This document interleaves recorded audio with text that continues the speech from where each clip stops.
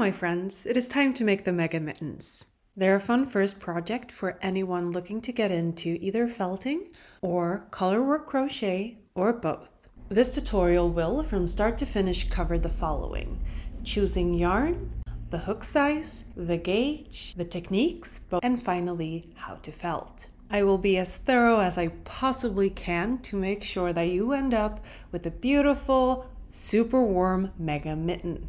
Before we get into the actual crocheting, we're going to talk a little bit about felting. There's a common misconception that the only thing that felting does is shrink the fabric. I like to think about the shrinkage more as a side effect that we need to keep in mind when we work a felted garment. As you can see on my swatches, there is so much more to it than that. The top one is unfelted, the bottom one is felted. But what we're actually after are the effects, not the side effects of the felting.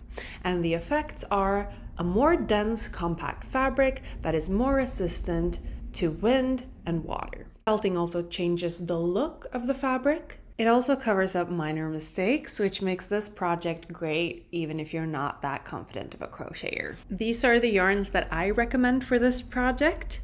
You will see the name and specifics listed right here. However, if you want to check your stash or get your yarn somewhere else, you need to make sure that it's a wool suitable for felting. This means that the yarn needs to be 100% or close to 100% untreated wool. Acrylics and cotton simply won't felt. To test the felting properties of your yarn, simply make a gauge swatch and toss it in when you're doing a load of laundry to see if something happens. The yarn weight should be a light worsted or worsted. You should use a 4mm hook, and we are truly living in unprecedented times because I'm only going to say this once. Gauge isn't really super important. Since you're going to manipulate the fabric with felting, as long as you keep it sort of in the range, you should be fine. I have gathered all the info you need on this slide, so feel free to screenshot it. Let's get to crocheting. So you start with color A, you make a slip knot, and then you chain 38. So your foundation chain will be 38 stitches. And you will chain an extra one for the turning chain, starting at row 2, and on every even row throughout this whole project, unless otherwise stated, you are going to start by making 10 slip stitches in the back loop only. So insert hook in the back loop, pick up yarn, pull through all loops on hook, and do this 9 times. When you get to the 10th stitch, simply insert the hook, and to get a nice color change, you are now going to pick up color B. Proceed to finish the 10th slip stitch with color B, and then yarn over slip stitch 3. So for the yarn over slip stitches, you want to yarn over, insert hook into the back loop only, pick up yarn, and pull through all loops on hook. So yarn over, insert in the back loop, pick up yarn, pull through all loops on hook, and do this 3 times. For the 4th yarn over slip stitch, use color B to yarn over and insert into the back loop only, pick up yarn in the color A, and pull through all loops on hook to get the nice color change. These 4 stitches in color A and then 4 stitches in color B make up the base for the pattern. So you're simply going to repeat these 4 stitches in color A, followed by 4 stitches in color B, followed by 4 stitches in color A, until you have 1 stitch left on row. To repeat, you make 3 full yarn over slip stitches in one color. For the 4th and final stitch of that repeat, you yarn over with the color you're working with, insert hook in the back loop, and then pull through the yarn you're not currently working with to get that nice color change.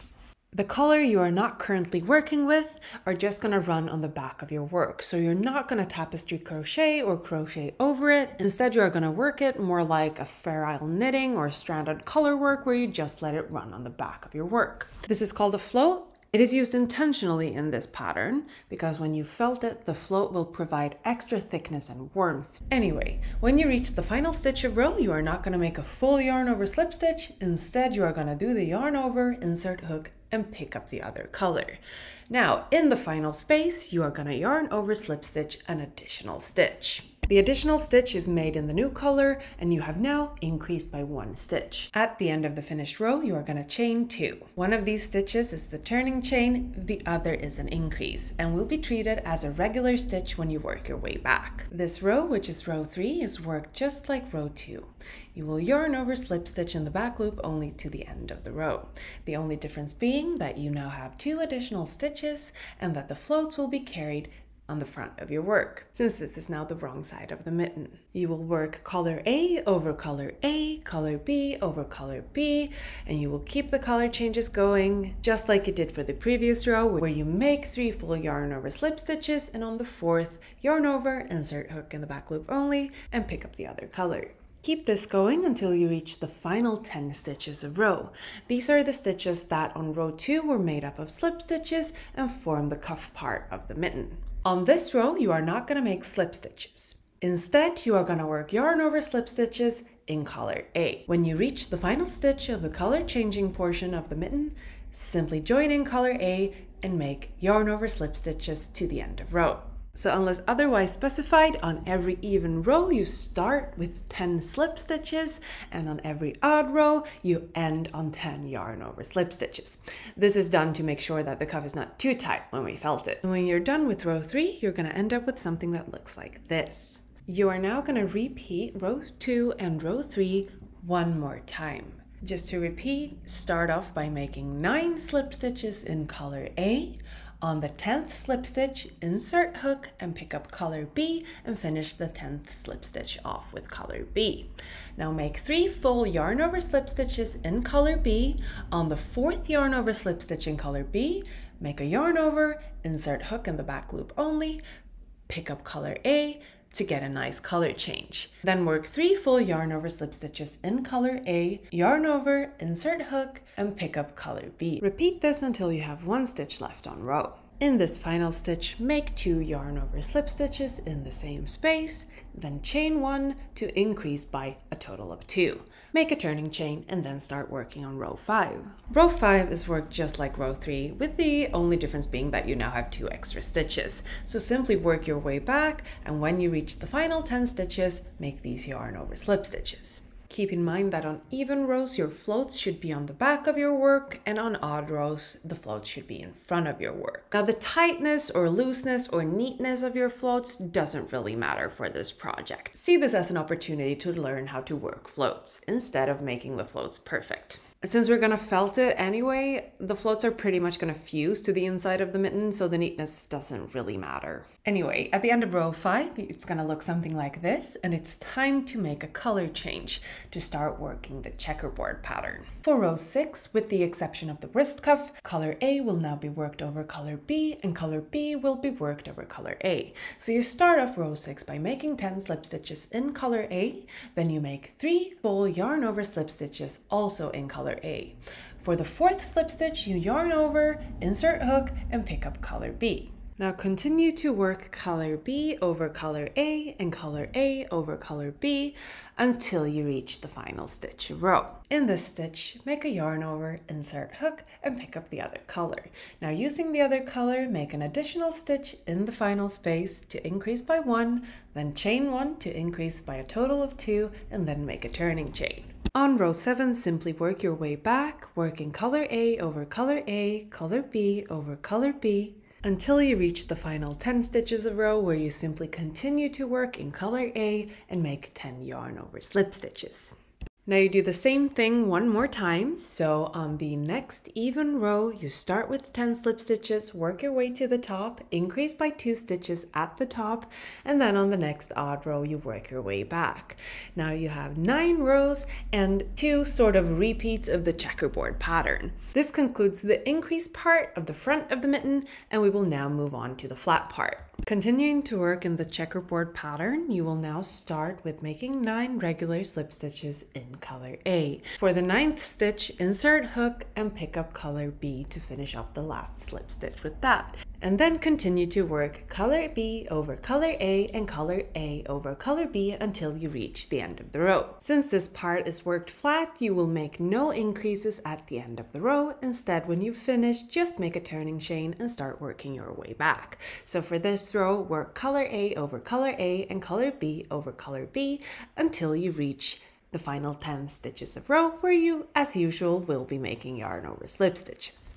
Continue working in this way until the flat part of your mitten has 4 rows. To shape the other side of the front part, you will now work as many decreased rows as you did increased rows. Continue to work the even rows and the odd rows the same way you have done throughout this pattern, while also changing the color according to the checkerboard pattern.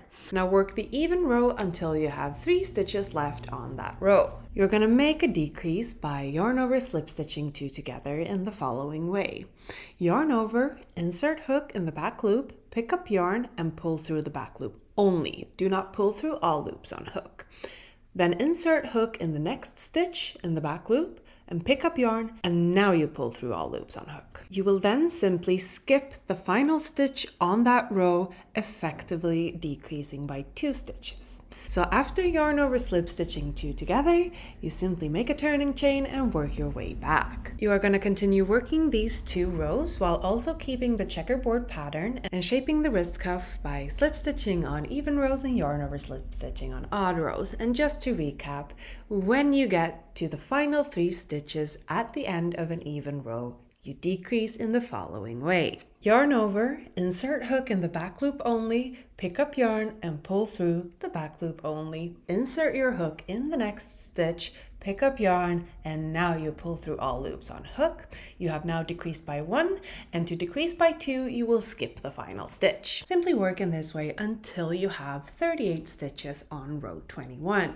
Now both sides of the mitten match, and you have increases over 8 rows, 4 rows that are worked flat, and decreases over 8 rows. This also starts making a little more sense, and you can kind of tell that it's going to be a mitten at some point. You're now going to make an accent row in color A that will serve both an aesthetic purpose, but it's also going to help you guide the increases for the other side, the thumb side of the mitten. You'll start this off just like you would any other even row in this pattern by making 10 slip stitches in color A. Then you're going to continue working in color A and yarn over slip stitch in the back loop until you reach the final stitch of that row. Just to repeat, you do not work in the checkerboard pattern for these 2 rows. Instead, you are working entirely in color A until you reach the end of the row. When you reach the end of the row, you are going to work up the decrease section, and you are going to do so by yarn over slip stitching 9 stitches evenly placed from that first or last decreased row, depending on how you look at it,